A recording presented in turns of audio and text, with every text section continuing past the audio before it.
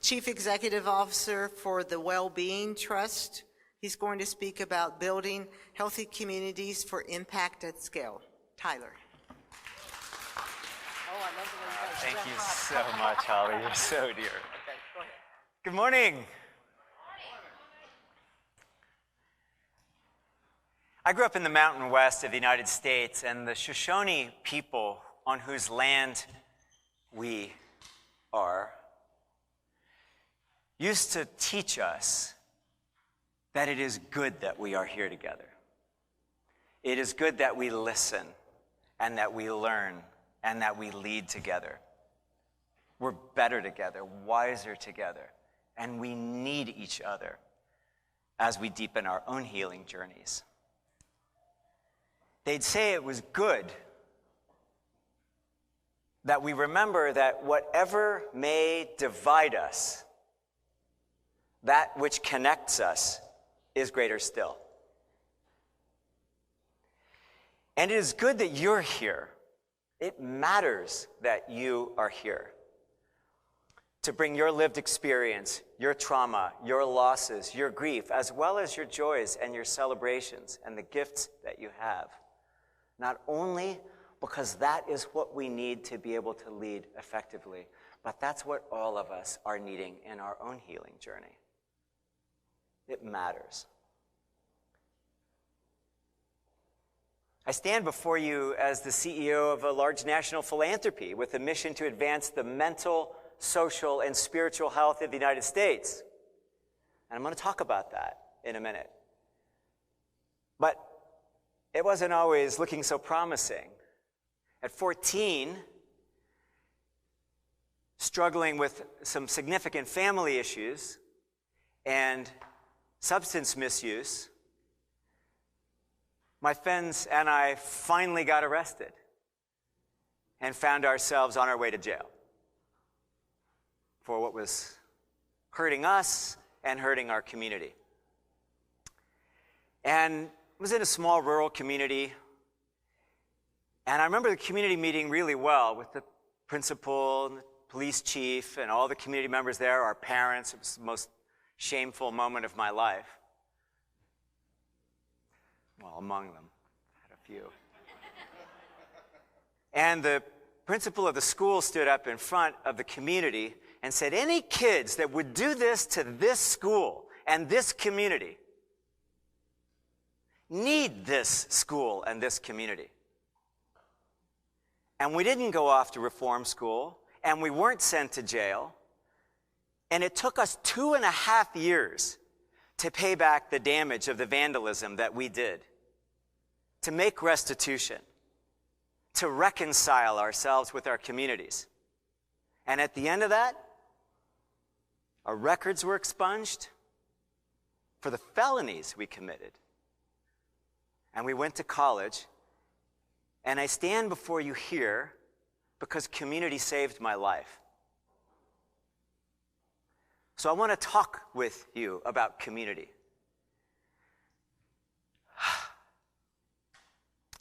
But I also had another role here, which is to reflect a few themes. So I'll get there, and I'm going to talk about well-being, trust, and what we're doing in the United States. But it was part of my role to share what is it we've said. And I'm humbled by that because I recognize that my listening comes from my own culture, my own experience, and so what I'm sharing back is what I've heard, and I want to make sure that you recognize that I'm not trying to slight anything, but rather just respect that it may not come out exactly as said. So the first of these 5 points, if I may say, that I really took away, and that some of you helped me say, is that we've got to change the narrative and the narrators, right? And if we start by changing whose voices are at the table, the narrative will naturally occur. And if we have a conversation of possibility driven by people from their lived experience, their trauma, their youth, their elderness, their inclusion, their exclusion, we will have a conversation of possibility that is rooted in inclusion that actually has the possibility to change something significant. As was said this morning, what's the change that needs to happen in 50 years? She said, I am the change. Right? Yesterday, Tenshai said, darling, in her poem. I love this. She said, darling, you matter. That's how we change the narrative and the narrators. The second big takeaway from me was practice radical inclusion. We've talked so much about co-production of health, how much our fates are bound up in one another. This exquisite mutuality, this braid, this weave that we know we are as a human family. Back to what this the Shoshone, the people of the tall grass, would say. What connects us is greater still. A mentor of mine used to say, we need to, in this practice of radical inclusion, practice respect. What does that word mean? It means to look again. Respect. I might look at you and think I know something, but it's my job to actually go, who is this man? Who is this woman? Who are they that I may not understand? And practice that as the heart in order to understand why it matters that everyone has a right to sit at the table and make it so. The third is an absolute, that mental health and disability rights are human rights. That everyone has a right to health, and there is no health without mental health and no health without disability rights. That is our job to practice that at root. Fourthly, the three co's: community, collaboration, and co-benefit. One of my early mentors was the developer James Rouse. He said, a healthy community is a garden to grow people in.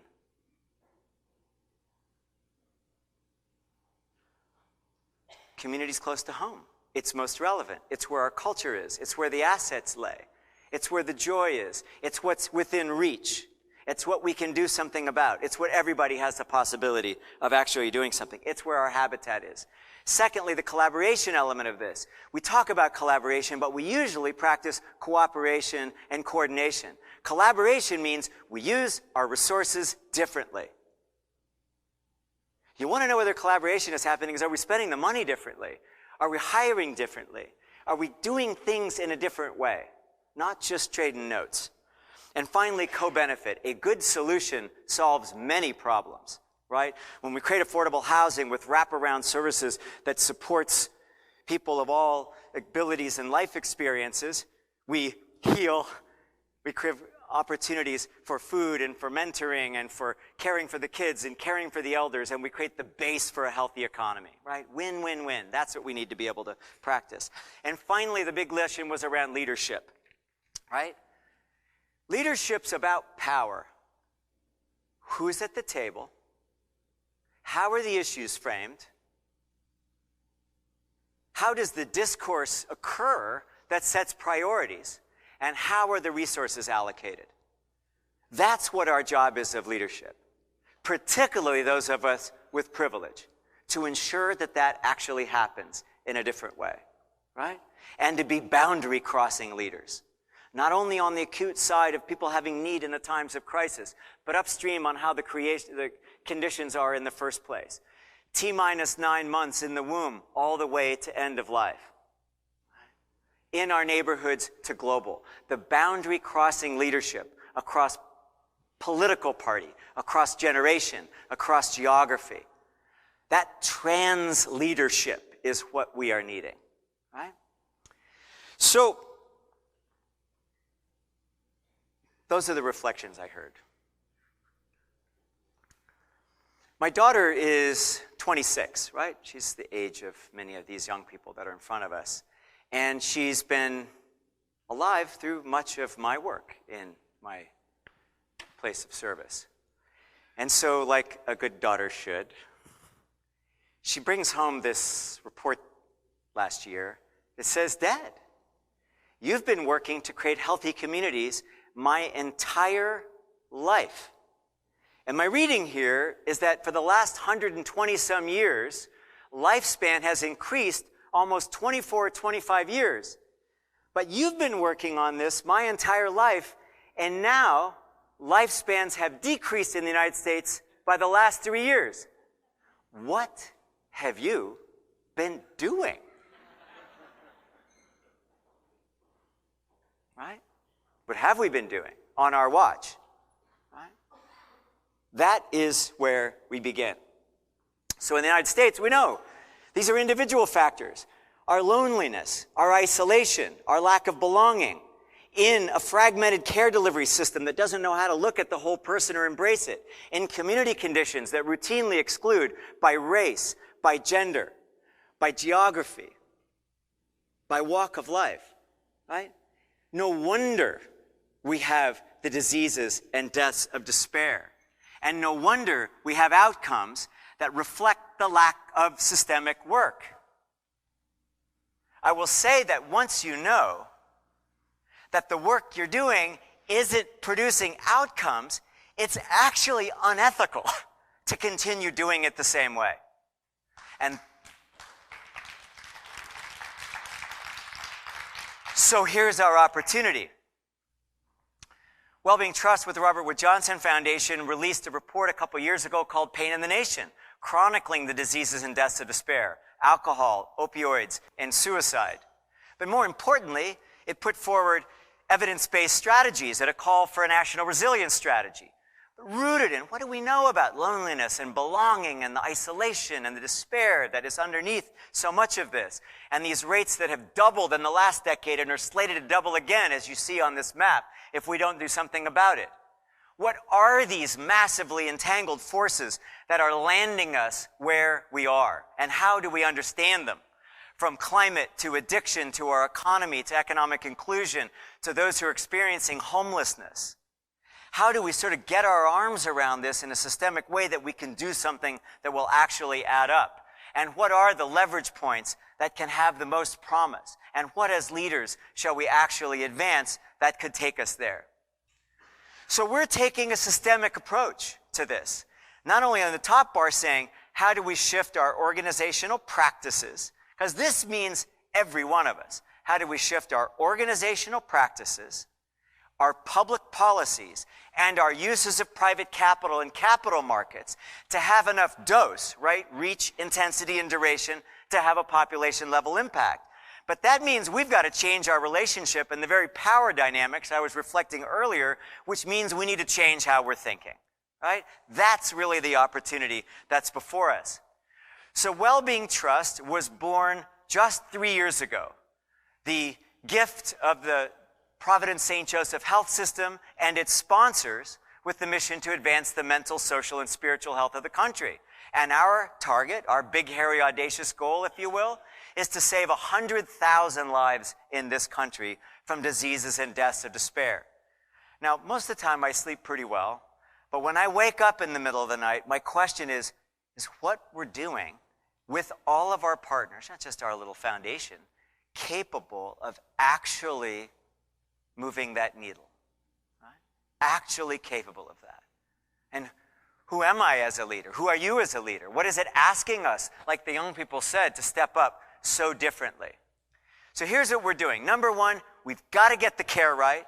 Second, we've got to increase access to that care. And third, we need to create healthy communities in the first place that create intergenerational well-being. So get the care right. Integrated, whole person care, no wrong door. Right? Spirit, mind, body, all in. That's the job of the healthcare sector, and it's hygiene. It has to be done. And we have a long ways to go. Secondly, we need to pay for access to that care in the United States. So Wellbeing Trust is committed to playing a convening role, to lead by inclusion of core mental health organizations, civic organizations, youth and senior organizations, grassroots community organizations, people without titles after their names, to actually lead.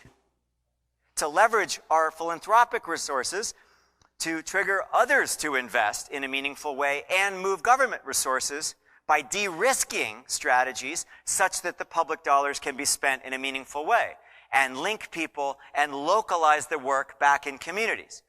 So with our partners Civitas and others that I'll show you in a minute, our goal by bringing this movement together is to help lift up federal policy agenda and by targeting in a few ripe states that are ready to actually shift public policy in a way that is capable of impacting health in the way we describe.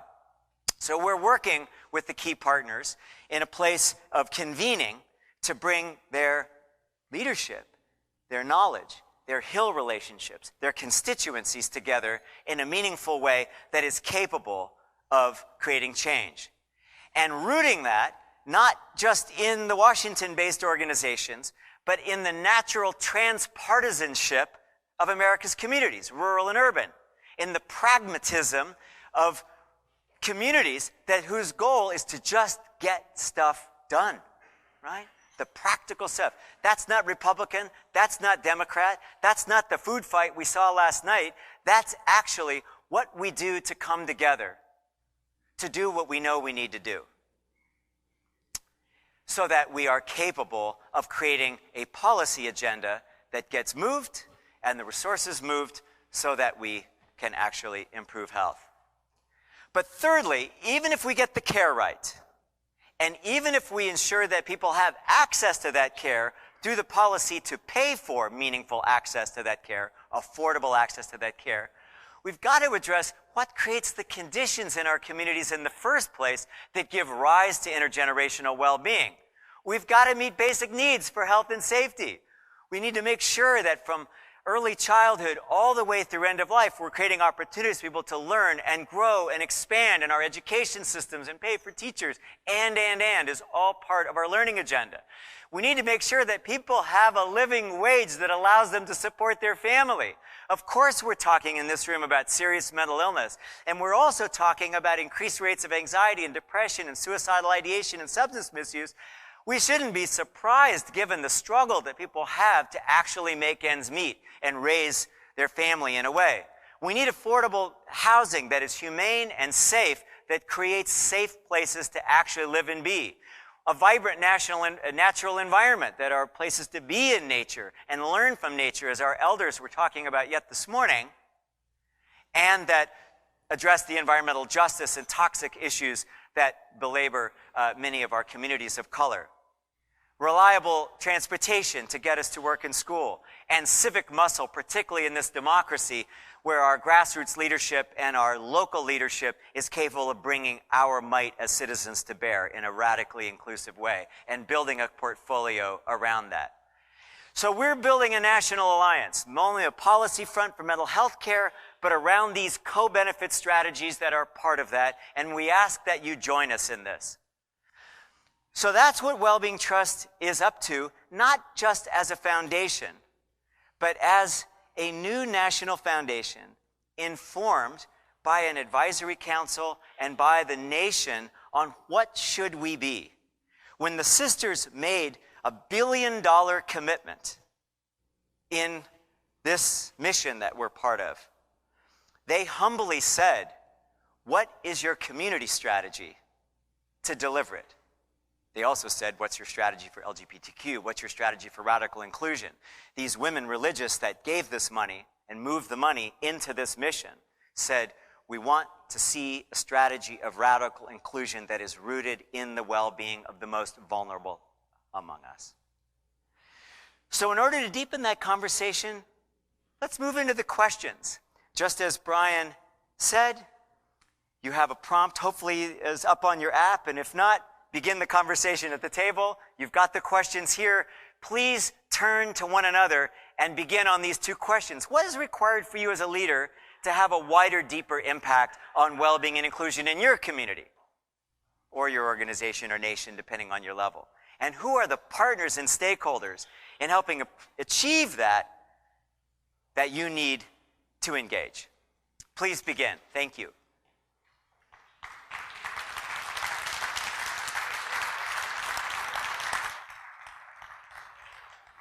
We'd like to bring the conversation from your table to the whole room. So we have mics here. If people individually or somebody on behalf of your table would like to come to the mic, we'd love to hear the reflections from your table. So who'd like to kick it off? Excellent. Okay, setting the stage. there you go. And then if others want to line up, so we're ready to hear in the next 15 minutes, we'd love to hear you. Please, Phil. We got involved in this by recognizing that what we need as leaders is everybody else, because it's not us that does it. It is the way we relate to and work with people around us, both in relationality and in listening, that enables us to take a lead. We recognize that there is something about consistency of leadership, and mobility often militates against getting things done because it doesn't allow for the consistency and persistence that is required to move forward. We felt that there was a role for national and regional government in making space for this to happen, not space physically, but space conceptually, into which local leaders can move and begin to take things forward within their own communities. We talked about our need to involve everybody in communities, particularly intergenerationally. It isn't one or the other, and often what we do is we lurch from one group to another one, from the young to the old. What we need to do is to bring people together so that all can benefit from it, and they can help each other's leadership to achieve some things in what we need to put in place. Was there anything else we mentioned that I've forgotten? Oh, healthy cities we mentioned as being a key aspect of this, because what the healthy city movements do under the banner of Thrive often is to enable social movements to occur that look at community strengths and abilities to make the solutions for themselves, with leadership enabling them to achieve that. Well said. Thank you so much. Beautiful. These are quite working in, so Dan, I guess you get me next to you. It's okay. That's all I got. It's like an interview. That's it, please. Dr. Thompson. Okay, thank you. Does that work? Okay.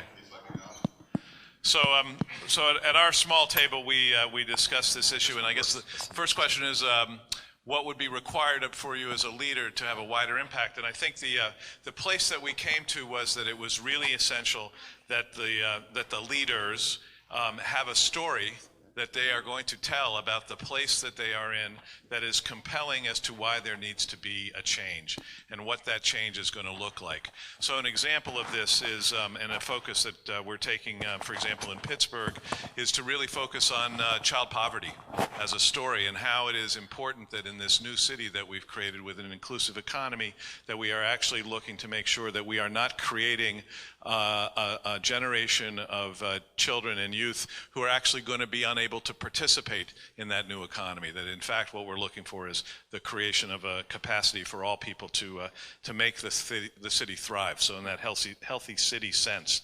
And that this is built out of the importance about this, the leader having a story, is that the story has to be perpetually, consistently told, and then told at the right moment when the crisis is happening that allows the story to move forward. And we talked about a little bit about, just as an example, Beto O'Rourke yesterday talking about the need now to actually think about how we don't actually have assault weapons, because now is the time to talk like that. So the story needs to be ready for the moment, and the leader has to be ready for that moment. It's the prepared mind is favored, and that's what we're talking about, is what a leader needs to do. In doing that work, and then the notion of relationships, I think, is critical. And what we came to with that is that it's essential that we have, as leaders moving a city or a place or a community or a population forward, is that we have diverse relationships with all of the stakeholders and resources in that community, because that's what you build out of. And it's basically the smorgasbord of what our society is made up of from government to and political parties, to business, to labor, to various different industries, to the nonprofit institutions and cultural institutions of our communities, the religious enterprises, and media, education, and the law. I mean, I could go on even, right? It is necessary, if you're going to mobilize a society, that you have everybody doing it. And I'll just stop with an example. In Pittsburgh right now, the mayor of Pittsburgh has proposed that we create a $3 billion social investment fund that will require a great deal of leadership and activity. It is a new institution and a new way of approaching the social problems of the city of Pittsburgh. We've never had it before, and you will find out, and I will find out over time as to whether or not we're able to pull it off. So, Ken, thank you. So appreciate you calling out the role of private capital in a social investment fund, and also the need for a well-being economy that practices inclusion that works for everyone. Outside, that's essential upstream. Please. Hi there, my name is Jill Shakespeare. I work at the Center for Addiction and Mental Health in Toronto. And I want to talk about the small ways of thinking which leaders can make an impact and ways that are actually relatively easy. So I think about my team that I lead. They're mostly young leaders themselves, and they work in a unionized environment. And there's been a lot of talk lately about climate justice. And we know Greta from Sweden is right now at the White House. And there is a lot of despair on my team around climate change. And it actually, I can see the impact on them because they're all social justice advocates. And so this one small thing I can do as their leader is to create space and permission for them to, at lunchtime, come together and organize and mobilize people in their workspace. So thinking about workspaces as communities and ways that we can engage our employees together to build community. And I actually see that as a mental health promotion intervention that's free for me to do in my workplace. Okay, where's the one? Thank you. Who else? Please. Hi there. My table we had New Zealand, the US, and Singapore. We had a couple of observations. When it comes to inclusivity as well as well-being, I think many of the leaders in our organizations do not focus on it because we are leaders to solve problems. And therefore, the whole perspective of this is a problem-oriented situation where leaders are called to tackle problems and not look at possibilities and opportunities. So that's a big observation that we have. We're often too reactive. We're often too focused on problems and not looking at opportunities. That's one thing. Beautiful. The other thing that we reflected on is the fact that as leaders, oftentimes we feel that before we can get into the meat of what we're supposed to do, we start defining and limiting things and having, proper definitions. And so that's because it's in our best interest so we can deliver on what we're supposed to do as leaders. But that in itself is very damaging because oftentimes that takes a whole lot of things which are meaningful and impactful out of the equation and out of the statements that we're meant to deal with. And at the end of the day, we might be able to deliver on what we're supposed to have done, but it has little impact. Thank you.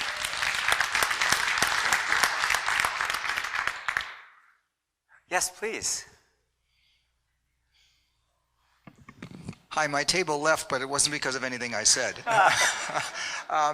We had a really interesting conversation, and some of it is about reframing some of the existing public dialogue. So, for example, the debate in this country around gun crime is, geez, if we could only identify those mentally ill people who are going to shoot folks, we could solve the problem. That is not the solution. Yes.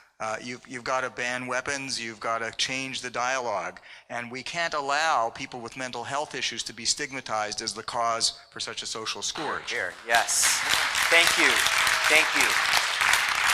I mean, 40,000 people every year die from gun crime in this country. Like, that's 3.5 times the Twin Towers, and we're not doing much about it. So, on other fronts, we looked at, some of it is also the simple stuff, like it's how do you scale the stuff that we know already works, whether it's a population health approach. And in some cases, the innovative stuff that's happening, we had a presentation in the NASHPED group this morning about this really neat program in Chicago that is giving young homeless people cell phones and a data plan and access to free CBT, and they're seeing results. So those are little things that you can scale. I think the other thing that we need to acknowledge is, the social determinants, and as one of our colleagues talked about, the social determinators of health. So the fact that all around the world we have a housing crisis. What do we do about that? How do we engage in the dialogue? How do we leverage private capital for improving housing outcomes? Because if there's no health without mental health, there's no mental health without housing. Brilliant. Thank you. Please, Barbara, introduce Tyler, yourself. thank you, and thank you for such an inspiring talk. My name is Barbara Ritchie, and I'm with the Center for High Impact Philanthropy at University of Pennsylvania. And our table, we were talking with Danny from Australia, and he was talking about how they have universal health care.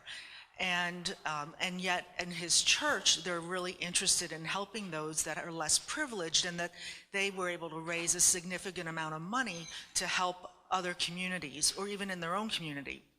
But they didn't know where to give or how to give effectively. And we know at Penn that only 15% of people who give spend more than 2 hours looking at where they give. So we're releasing a guide by the end of this year on how to we frame where to give for high impact in behavioral health. So I hope you all look for that by year end and be smarter about where you're donating. Barbara, thank you.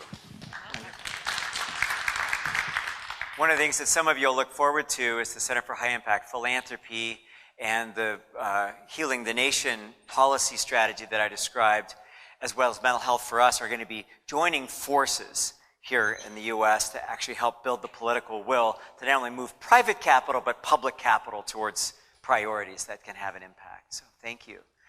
We have time for probably one or two more. I want to make sure that that the thing that hasn't been said yet finds voice.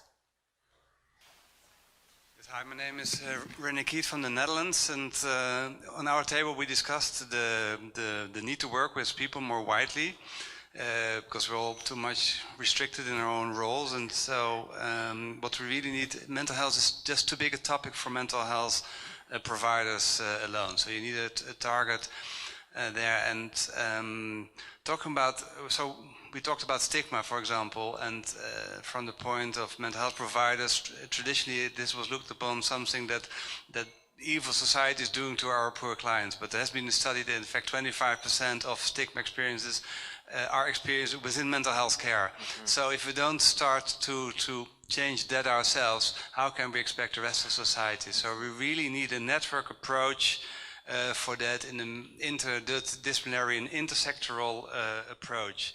And also we talked that we spend our money too late. We should have much more of a public health focus. Me as a medical doctor, maybe I had 3 hours of class on public health in my whole training to become a doctor. Whereas I know now that every euro spent in public health is going to contribute to the society much more than in just the cure of treatment. So we have a way to go, but we can do it. Yes, thank you. So we're coming to the close of this part of the conversation, and I just want to say thank you for what was just said about this upstream public health approach, the call out to healthy cities that is suggesting that it is the conditions in our communities. We've been trying to drop the language social determinants of health. It's not playing so well in the US, and thinking more about the vital conditions for intergenerational well-being. It's the same list, but they're not just social, they're economic and environmental, and they're not just determinants, they're conditions within which we live. And so this kind of a focus, I think, gives us hope for how we create gardens to grow people in, how we create communities for human flourishing. So we got to get the care right. We've got to treat and provide the care for people who are struggling with serious mental illness and their families. We've got to make sure there's radical inclusion around people with different ability levels.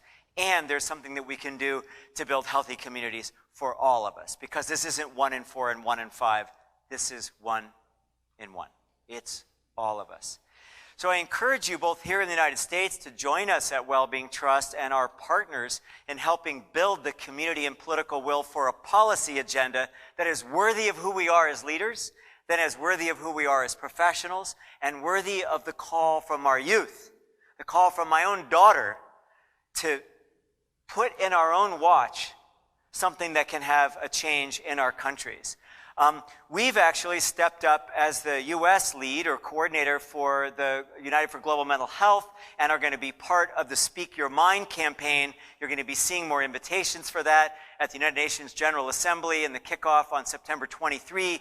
You'll be learning more about that, an opportunity for the world to listen to each other, to learn together and lead and build the force that we know we are capable of for a healthier people and a healthier world. Thank you so much for the leadership of IIMHL for making this conversation possible. Beautiful. Thank you, my friend. Blessing. Thank you, Tyler. At this time, though, we are getting ready to break for lunch. And as you know, you have about 90 minutes, but I would ask that you be prompt in coming back because the best is yet to come. When you come back at 2, you can look forward to a number of wonderful things that are going to be happening here. The Indigenous Drum Group will be back. We're also going to have a Soca Tribe Caribbean vibe. We'll have also a wonderful video collage of some of you being interviewed from the events over this time frame. But probably the Fista Resistance is that we'll be introducing to you, and this isn't really any kind of folks you don't know, but a young man who's sitting right in front of us here, Mr. Fran Silvestri, will be coming up towards the end and will be introducing, as is the tradition of IIMHL, to transition to New Zealand, who will then give us more information. So enjoy your lunch, and we will look forward to everyone being here right at 2 o'clock. Thanks, folks.